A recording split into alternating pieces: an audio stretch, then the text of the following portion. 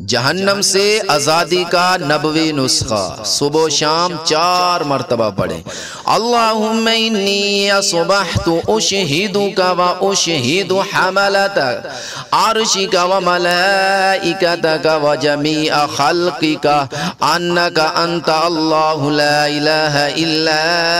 انت وحدک لا شریک لک و انک محمدا عبدک و رسولک۔ ترجمہ: اے اللہ، میں نے اس حالت میں صبح کی ہے کہ میں آپ کو گواہ بناتا ہوں، اور میں گواہ بناتا ہوں آپ کے عرش اٹھانے والے فرشتوں کو اور آپ کے تمام فرشتوں کو